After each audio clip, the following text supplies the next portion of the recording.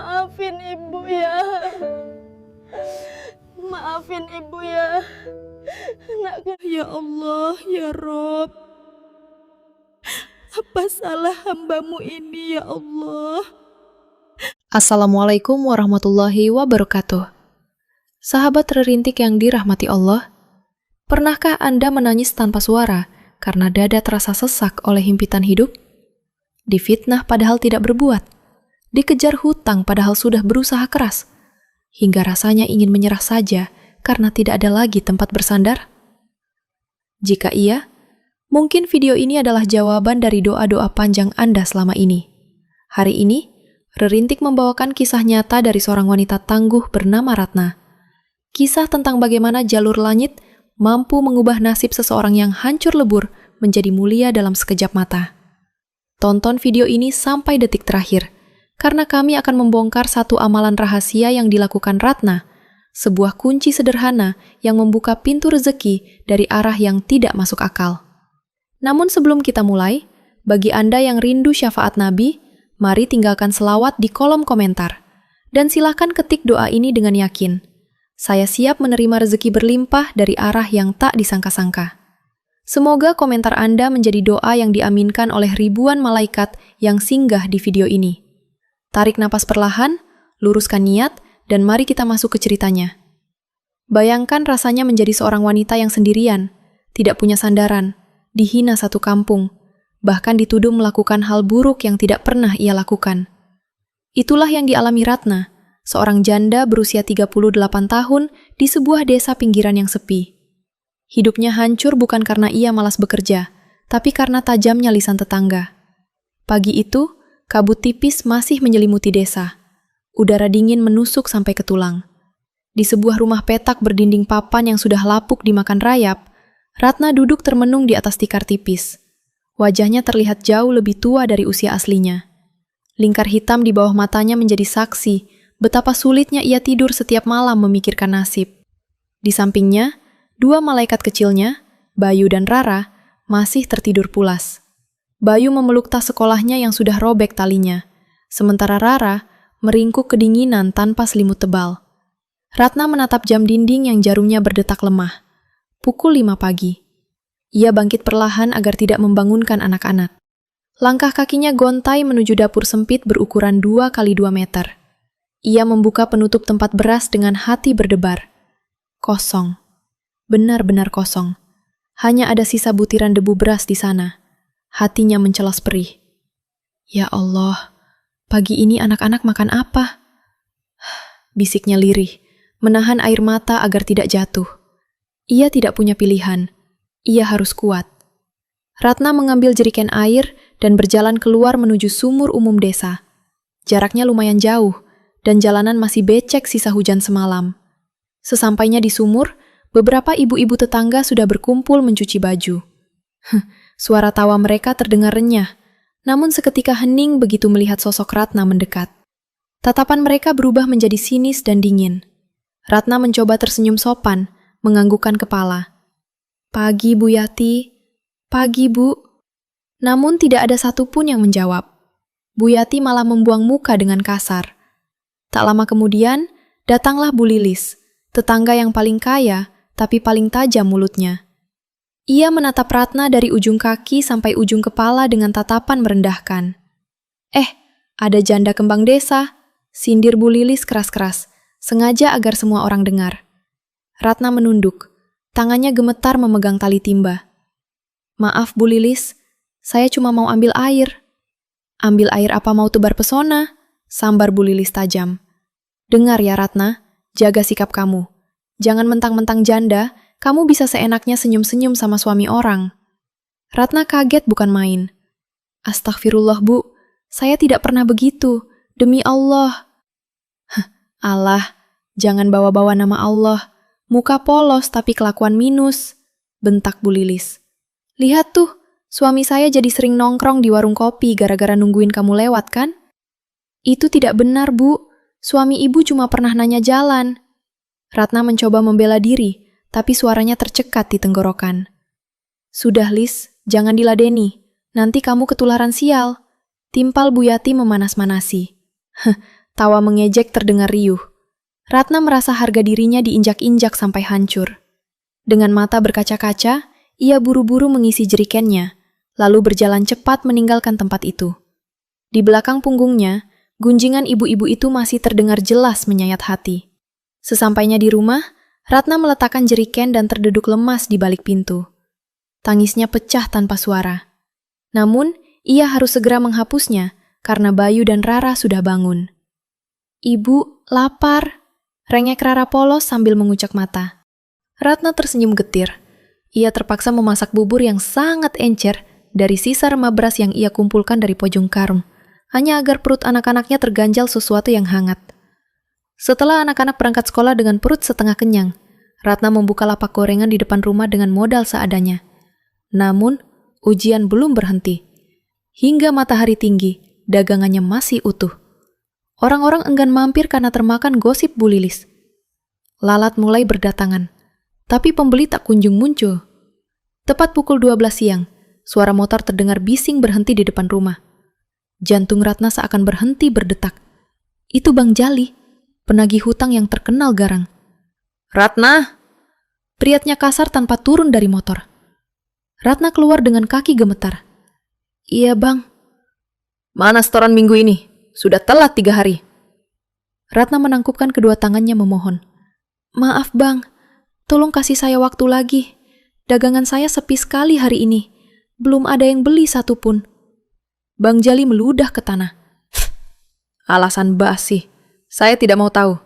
Pokoknya kalau besok sore kamu tidak bayar, kulkas butut di dalam itu saya angkut." "Jangan Bang, itu satu-satunya tempat saya simpan bahan jualan." Ratna menangis. "Bodoh amat, usaha dong, jangan cuma bisa ngutang." Bentak Bang Jali sebelum memacu motornya pergi meninggalkan debu yang berterbangan ke wajah Ratna. Ratna terduduk lemas di tanah berdebu. Tubuhnya gemetar hebat karena ketakutan.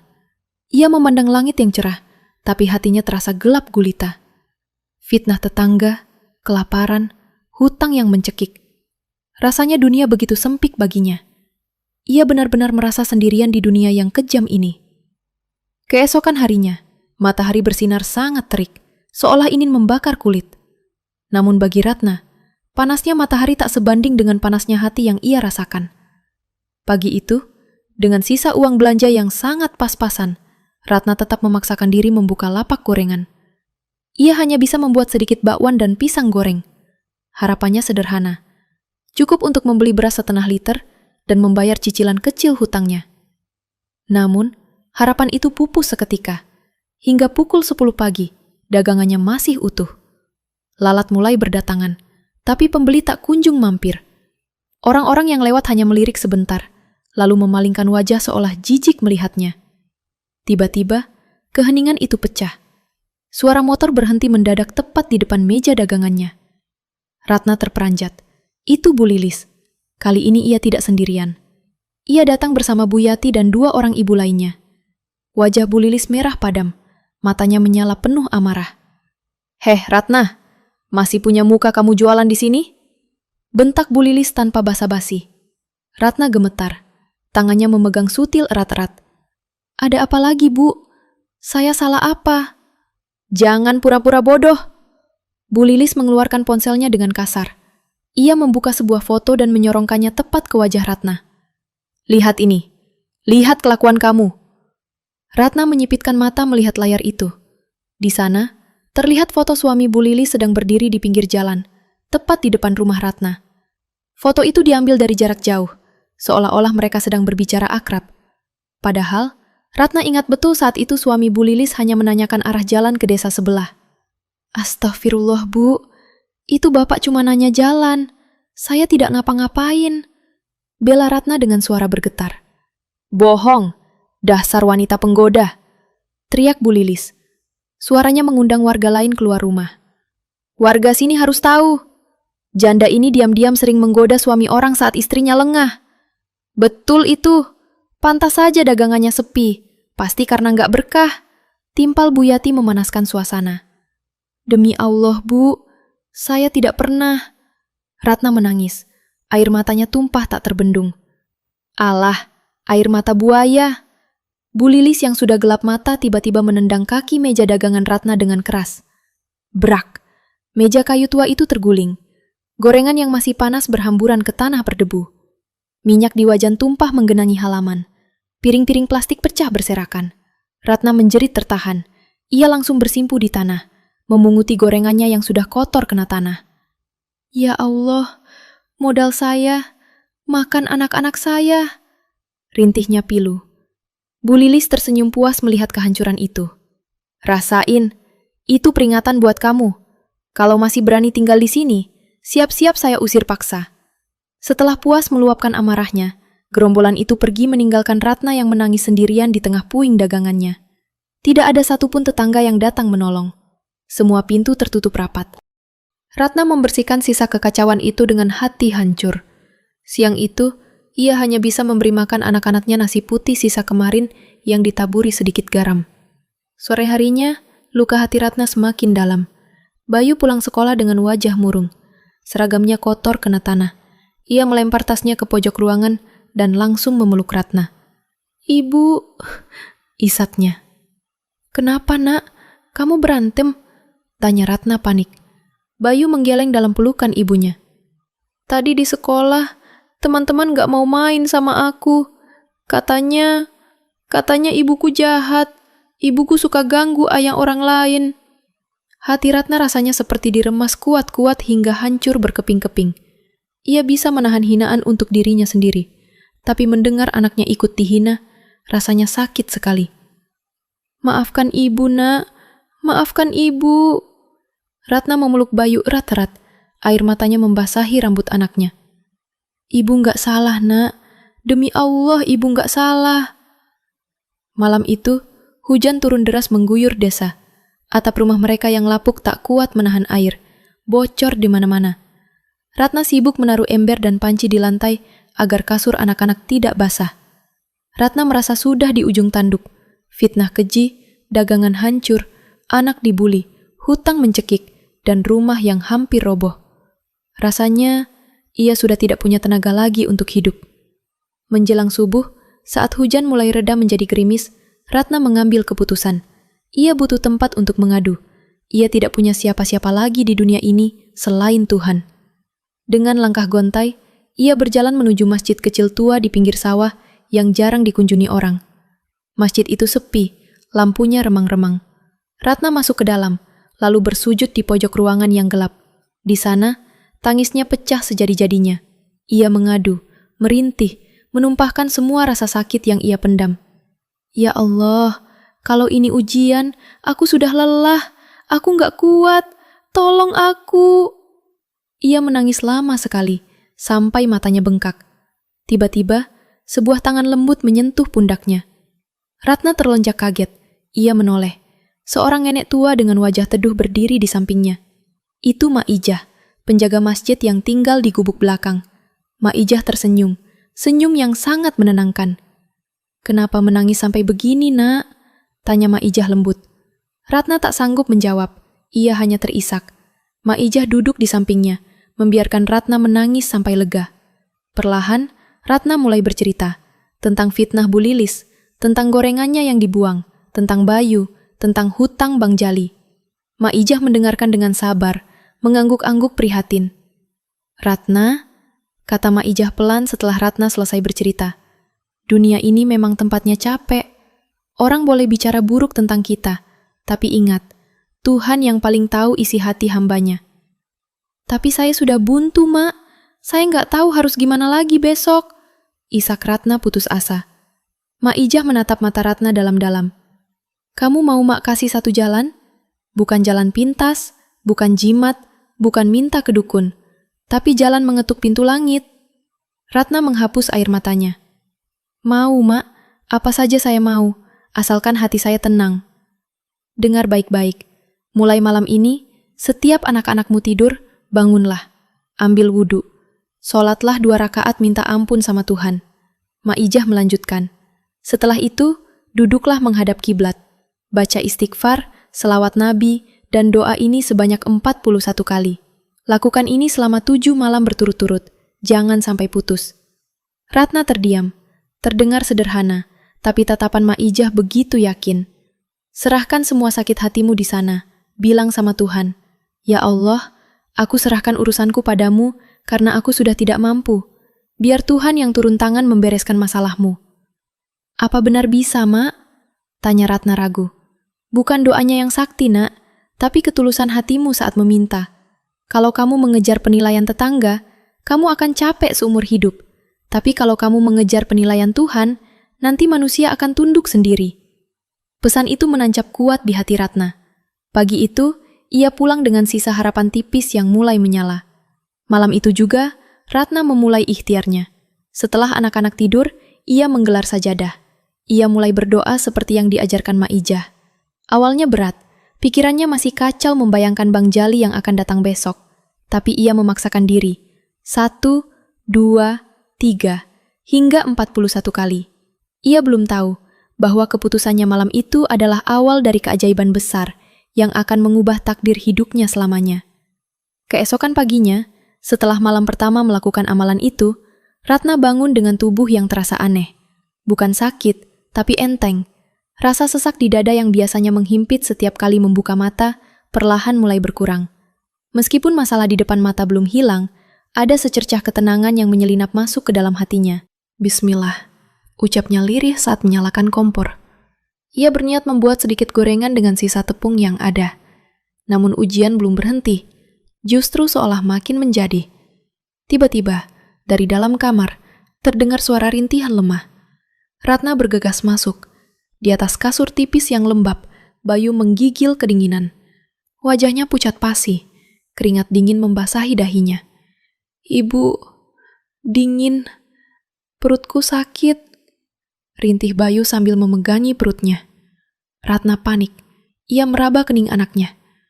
"Panas sekali." "Ya Allah, Nak. Tahan ya."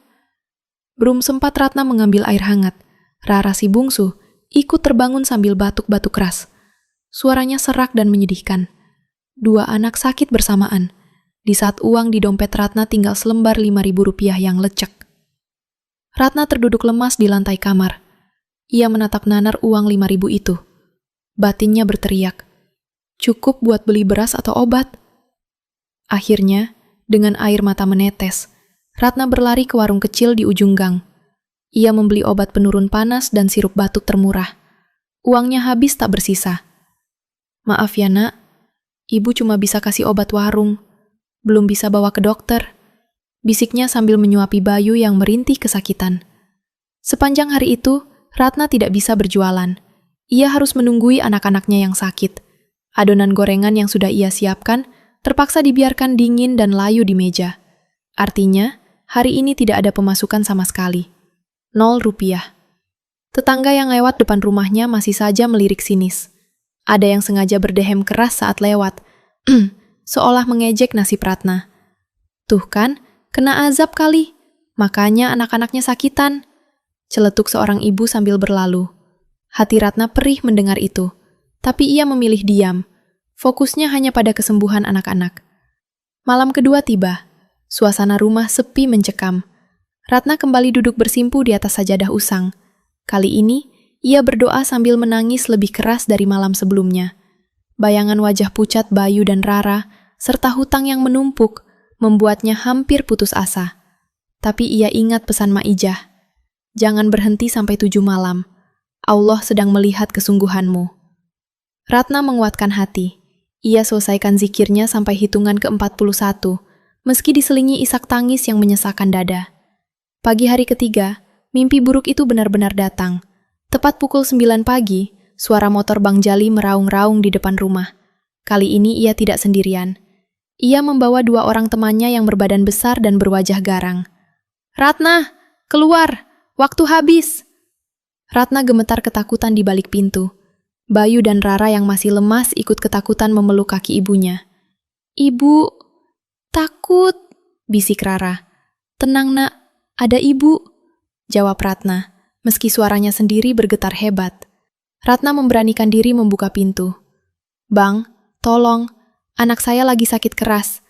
Tolong kasih waktu 2 hari lagi." "Bodoh amat, saya sudah kasih waktu dari kemarin. Minggir!" Tanpa ampun, Bang Jali mendorong Ratna hingga terjungkal ke lantai. Teman-temannya langsung masuk ke dalam rumah sempit itu. Mata mereka tertuju pada kulkas tua satu-satunya milik Ratna. Kulkas yang isinya cuma air putih dan sisa sayur layu. Tapi sangat berharga untuk Ratna menyimpan bahan jualan. "Angkut," perintah Bang Jali. "Jangan, Bang. Itu buat simpan makanan anak-anak. Tolong, Bang," jerit Ratna histeris. Ia berusaha menahan kulkas itu sekuat tenaga, memeluknya sambil menangis. Tapi tenaganya kalah jauh. "Ini jaminan. Kalau minggu depan gak lunas, rumah ini saya segel," ancam Bang Jali. Kulkas itu diangkut ke atas motor bak terbuka. Ratna menangis terseduh-seduh di lantai tanah, memeluk kaki meja makan yang reyot. Anak-anaknya ikut menangis ketakutan melihat ibunya diperlakukan kasar. Hari itu, rumah mereka terasa semakin kosong, dingin, dan menyedihkan. Tetangga bukannya menolong, malah berbisik-bisik senang melihat penderitaan Ratna dari balik jendela rumah mereka. Ratna merasa dunianya benar-benar runtuh. "Ya Allah, apakah Engkau tidak mendengar doaku?" Batinnya menjerit. Keraguan mulai membisiki hatinya untuk menyerah. Namun, di balik kegelapan yang pekat, setitik cahaya mulai muncul di malam keempat. Malam itu, setelah salat dan berdoa khusyuk dengan air mata yang sudah kering, Ratna merasakan sesuatu yang berbeda. Hatinya tiba-tiba tenang sekali. Rasa takut dan cemas yang biasanya menghantui setiap detik, perlahan hilang berganti rasa pasrah yang dalam. "Aku serahkan semuanya padamu, ya Allah. Aku sudah tidak punya daya upaya," bisiknya dalam sujud terakhir. Dan keajaiban kecil pertama pun terjadi. Pagi harinya, hari kelima, seorang wanita berpakaian rapi datang mengetuk pintu rumah Ratna. Ratna membukanya dengan ragu. Ternyata itu Bu Ningsih, wali kelas Bayu di sekolah. Jantung Ratna berdegup kencang. Ia mengira ada masalah lagi di sekolah, karena Bayu sudah 2 hari tidak masuk. "Bu Ratna, maaf mengganggu pagi-pagi," sapa Bu Ningsih ramah dengan senyum tulus. Bu Guru, silakan masuk, Bu. Maaf rumahnya berantakan, habis ada kejadian," jawab Ratna gugup, malu karena rumahnya kosong melompong. "Tidak apa-apa, Bu. Saya kesini mau menyampaikan amanah." Bu Ningsih mengeluarkan sebuah amplop putih dan kantong plastik besar berisi sembako dari motornya. "Ini ada sedikit bantuan dari pihak sekolah untuk wali murid yang sedang membutuhkan. Kami dengar Bayu sakit ya, Bu. Ini ada titipan doa dan sedikit rejeki dari guru-guru." Ratna menerima beras, telur, minyak goreng, dan amplop itu dengan tangan gemetar. Matanya berkaca-kaca. Bantuan ini datang tepat saat beras di dapurnya benar-benar habis, tak tersisa sebutir pun. "Ya Allah, Bu, terima kasih banyak. Pas sekali beras kami habis total pagi ini. Saya tidak tahu harus bilang apa." Bu Ningsih memegang tangan Ratna. "Sabar ya, Bu. Bayu anak pinter. Ibu pasti kuat." Siang itu anak-anak bisa makan telur dadar hangat dan nasi pulen. Senyum bahagia mereka saat menyantap makanan sederhana itu membuat hati Ratna kembali hidup. "Enak, Bu. Masakan Ibu paling enak," seru Rara dengan mulut penuh nasi. Ratna tersenyum haru. Semangatnya pelan-pelan kembali. Sorenya dengan sisa bahan sembako bantuan itu, ia mencoba berjualan lagi. Dan ajaibnya, dagangannya laris manis. Pembeli datang silih berganti. Orang-orang yang biasanya lewat begitu saja, tiba-tiba mampir membeli gorengannya. "Wah, gorengannya enak, Bu. Gurih," puji seorang pembeli baru. Ratna sampai heran sendiri. Kok bisa? Padahal resepnya sama. Tapi mungkin doa dan ketulusan hatinya yang membuat rasa masakannya berbeda hari itu. Sore itu Ratna mendapat untung lumayan, cukup untuk memegang uang lagi. "Alhamdulillah," ucapnya lirih sambil menghitung uang receh hasil jualan. Ini baru permulaan. Ratna belum tahu bahwa doa-doanya di malam hari sedang bekerja, membuka pintu rejeki yang jauh lebih besar lagi. Malam kelima, keenam, dan ketujuh berlalu. Setiap malam di sepertiga malam terakhir, Ratna semakin khusyuk berdoa. Anehnya, ia tidak lagi meminta agar kaya raya atau hutangnya lunas seketika. Dalam sujud panjangnya, ia hanya meminta satu hal, ketenangan hati dan jalan terbaik dari Tuhan. "Ya Allah, jika ini takdirku, aku ikhlas. Tapi jika Engkau berkehendak lain, tunjukkanlah jalanmu," bisiknya. Hingga tibalah pagi yang paling menentukan itu. Pagi setelah malam ke-7 selesai, Ratna bangun dengan perasaan yang sangat berbeda. Hatinya ringan, seolah beban berat di pundaknya baru saja diangkat. Matahari pagi terasa lebih hangat menyapa kulitnya. Ia sedang bersiap menggoreng bakwan di dapur sempitnya ketika suara motor berhenti lagi di depan rumah. Jantungnya berdesir. Trauma akan kedatangan Bang Jali masih menghantuinya. Apakah penagih itu datang lagi? Pikirnya cemas. Dengan langkah ragu, Ratna mengintip dari balik jendela. Ternyata bukan Bang Jali, itu Pak Arman, mantan mandor proyek tempat almarhum suaminya bekerja dulu. Pria parubaya itu turun dari motor dengan wajah tegang dan napas terengah-engah, seolah habis memacu kendaraan dengan kecepatan tinggi. Ratna bergegas keluar. "Pak Arman, ada apa, Pak? Bapak sehat?" tanya Ratna bingung. "Ratna, akhirnya ketemu," seru Pak Arman sambil menyeka keringat di dahinya. "Saya cari kamu kemana-mana, Rat. Saya tanya ke tetangga depan gang, katanya kamu sudah pindah atau diusir." Ratna menggeleng lemah.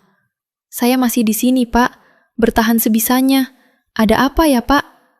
Pak Arman mengatur napasnya sejenak, lalu menatap mata Ratna dengan tatapan serius yang sulit diartikan. "Begini, Rat. Kantor pusat di Jakarta baru saja kasih kabar mendadak dan mendesak. Ternyata almarhum suamimu punya hak asuransi jiwa dan uang pesangon proyek yang belum cair selama 3 tahun ini." Ratna ternganga, tak mengerti. "Maksud Bapak, uang apa, Pak? Suami saya cuma buruh kasar." "Iya, Rat. Dulu memang ada masalah administrasi karena perusahaan sempat bangkrut dan datanya hilang. Tapi sekarang perusahaan sudah diaudit ulang oleh manajemen baru. Dan nama suamimu, almarhum Kang Dedi, ada di daftar paling atas penerima hak prioritas." Kaki Ratna lemas seketika. Ia berpegangan pada tiang teras agar tidak jatuh. Berapa jumlahnya, Pak?" Pak Arman mendekatkan wajahnya, berbisik pelan namun tegas. "Jumlahnya besar, Rat. Sangat besar untuk ukuran kita. Ratusan juta rupiah." Dunia Ratna serasa berputar. Langit seolah runtuh menimpanya. Tapi kali ini runtuh dengan rahmat. "Ini beneran, Pak? Bapak nggak bohong?" tanyanya dengan suara bergetar hebat. Air mata mulai menggenang di pelupuk matanya. "Demi Allah, Rat. Besok pagi kamu harus ikut saya ke kantor cabang di kota. Buat tanda tangan pencairan. Bawa KTP dan kartu keluarga." Ratna terduduk di lantai teras yang dingin. Tangisnya pecah sejadi-jadinya. Sujud syukur ia lakukan di sana, di depan Pak Arman yang ikut terharu.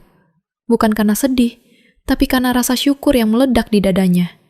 Doa-doa malamnya dijawab dengan cara yang sama sekali tidak masuk akal baginya. Namun Pak Arman belum selesai bicara. Ia jongkok di sebelah Ratna dan menambahkan satu hal lagi yang membuat darah Ratna berdesir panas. "Tapi ada masalah dikit, Rat. Sebenarnya uang ini sudah mau cair dari bulan lalu, tapi tertunda terus." Ratna menghapus air matanya, menatap Pak Arman bingung. "Kenapa tertunda, Pak?"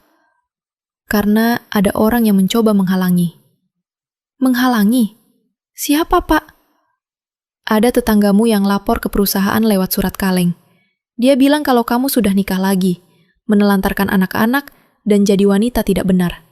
Dia mau mengalihkan hak waris ini ke pihak lain yang dia kenal, mengaku sebagai saudara jauh suamimu." Jantung Ratna seakan berhenti berdetak. Fitnah itu ternyata bukan cuma omongan di warung sayur.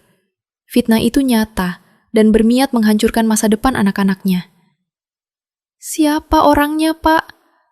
tanya Ratna dengan suara tercekat.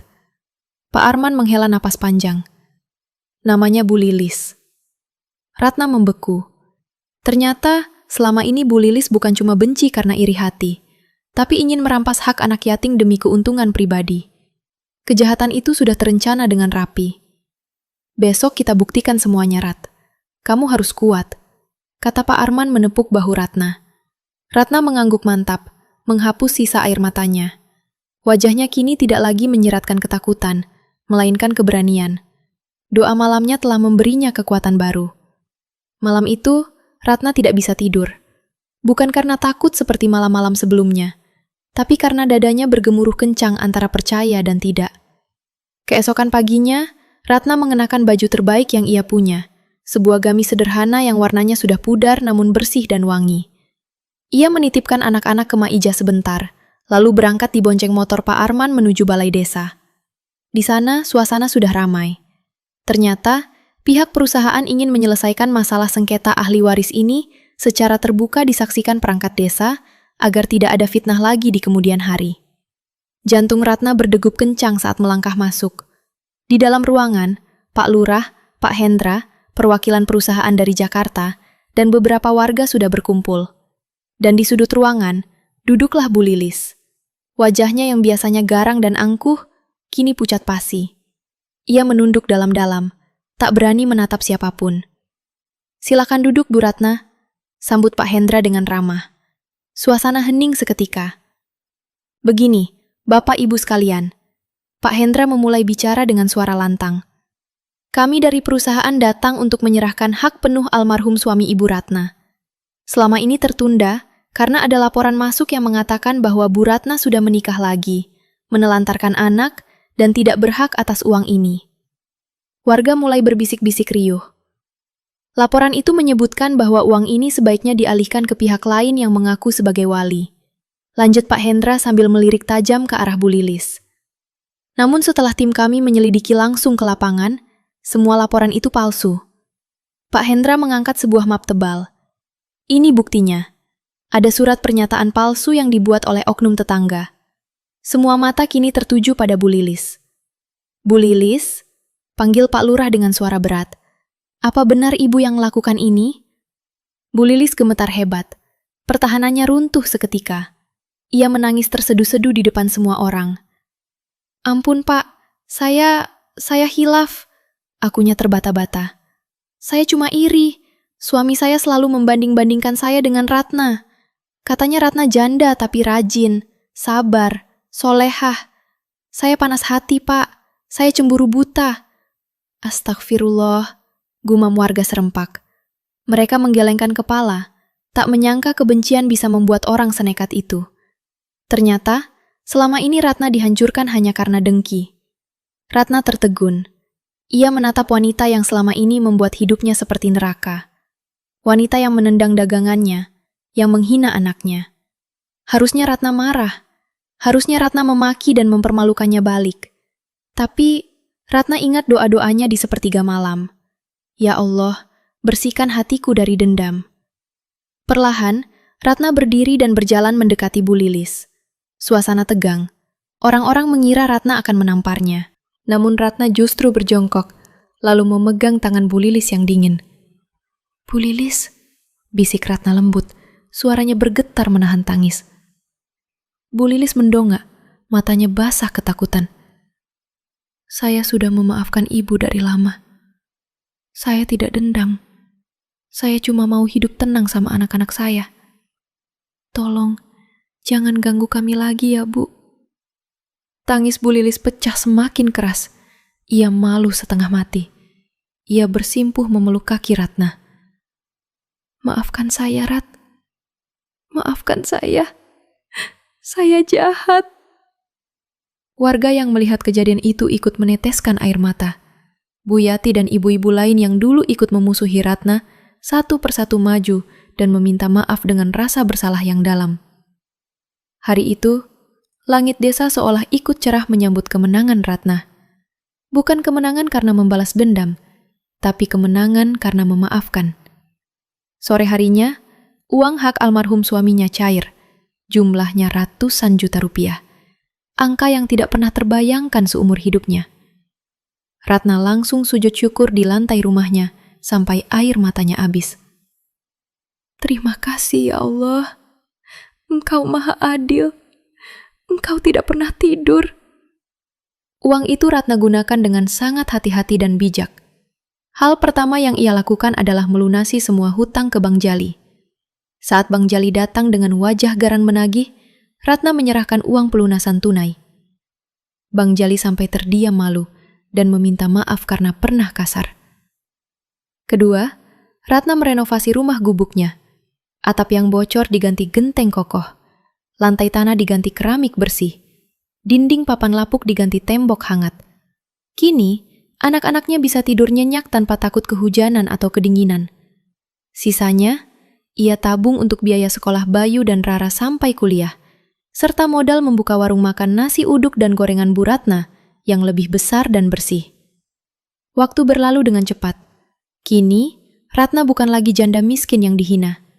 Ia menjadi sosok yang paling dihormati di kampung itu. Warungnya selalu ramai. Ia bahkan mempekerjakan janda-janda tua di desa yang hidup sebatang kara untuk membantunya di warung. Ratna yang dulu meminta-minta air, kini menjadi donatur tetap di masjid tempat ia dulu menangis. Lalu bagaimana dengan Bu Lilis? Hidupnya berubah drastis. Setelah kejadian di balai desa, suaminya malu dan sering bertengkar hingga akhirnya pergi merantau. Usaha warung Bu Lilis bangkrut karena warga enggan belanja di tempat orang yang hatinya dengki. Namun, Ratna tidak pernah menertawakan. Justru, seringkali Ratna diam-diam menyuruh anaknya mengantar makanan ke rumah Bu Lilis. Suatu sore yang tenang, Ratna duduk di teras rumah barunya yang asri. Bayu dan Rara sedang mengaji di ruang tengah. Suara mereka terdengar merdu menyejukkan hati.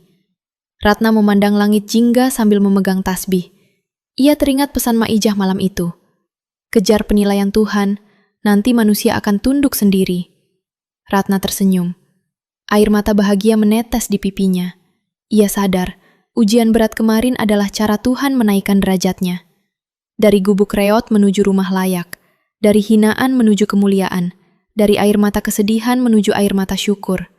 Semua itu bermula dari satu langkah kecil, berhenti berharap pada manusia, dan mulai mengetuk pintu langit. Sahabat Rerintik, itulah kisah perjalanan hidup Ratna. Apa yang bisa kita pelajari hari ini? Bahwa fitnah sekejam apapun tidak akan bisa menutupi cahaya kebenaran. Bahwa doa orang yang terzalimi itu tidak ada penghalangnya menuju langit. Jika hari ini Anda sedang berada di titik terendah, sedang menangis karena dihina, atau sedang bingung karena himpitan ekonomi, jangan menyerah. Ingatlah Ratna, ketika semua pintu di bumi tertutup, pintu langit selalu terbuka lebar untuk Anda. Ketuklah dengan doa, dengan sabar, dan dengan memaafkan. Jika kisah ini menyentuh hati Anda, silakan tekan tombol like dan bagikan video ini kepada orang-orang tersayang. Siapa tahu, ada saudara kita di luar sana yang sedang butuh penguat hati. Jangan lupa subscribe channel Rerintik untuk mendapatkan kisah inspiratif lainnya setiap hari. Terima kasih sudah menonton sampai akhir. Semoga Allah selalu melancarkan rezeki dan menjaga hati kita semua. Wassalamualaikum warahmatullahi wabarakatuh.